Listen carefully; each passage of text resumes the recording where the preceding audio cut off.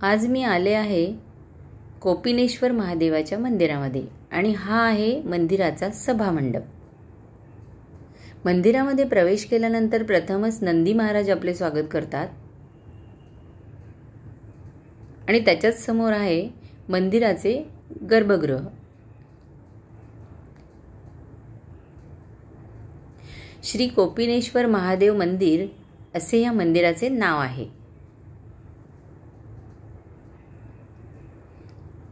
गर्भगृहात प्रवेश केल्यानंतर आपल्याला दिसत आहे काळ्या रंगाची कोपिनेश्वर महादेवाची पिंड।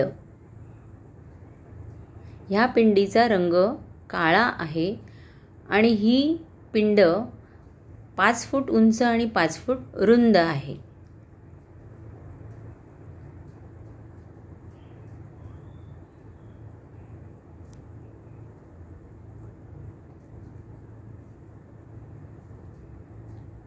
ही महादेवाची पिंड उंच असल्यामुळे आपण टेबलवर उभं राहूनही या महादेवाच्या पिंडीवर अभिषेक करू शकतो।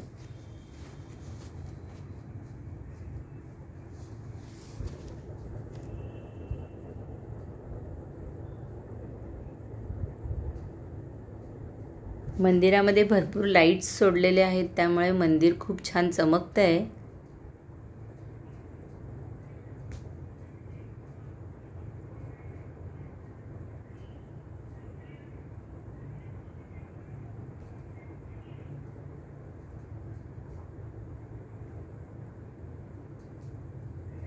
शंकराच्या पिंडीवर चांदीचे झुंबर आहे आणि हा आहे मंदिराचा घुमट। खूपच उंच आणि सुंदर आहे। तुम्हाला जर माझा व्हिडिओ आवडला असेल तर प्लीज सबस्क्राईब करा, शेअर करा, कमेंट करा आणि लाईक करा।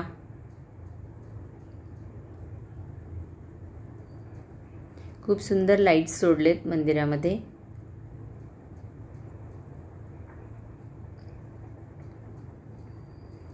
हे मंदिर ठाण्याच्या मासुंदा तलावाच्या समोरच आहे।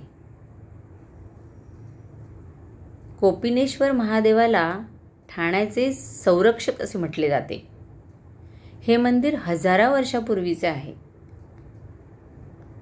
बऱ्याच वेळा या मंदिराचे नूतनीकरण झाल्यामुळे हे तुम्हाला आधुनिक शैलीमध्ये दिसत आहे।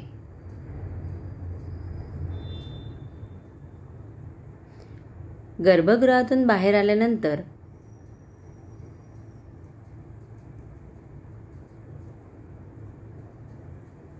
हे लाईट्स सोडलेत, बाहेरही पाहतोय आपण आणि समोरच नंदी महाराज आहेत।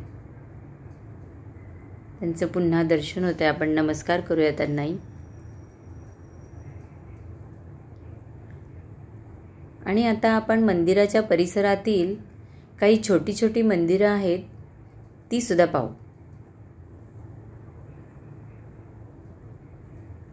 हे आहे शीतला देवीचं मंदिर। हे आहे पंचमुखी महादेवाचं मंदिर। हे आहे श्रीरामाचं मंदिर। हे आहे भैरवनाथाचं मंदिर। हे आहे आणि एक शंकराची पिंड आहे आणि नंदी आहेत। हे आहे कालिका मातेचं मंदिर।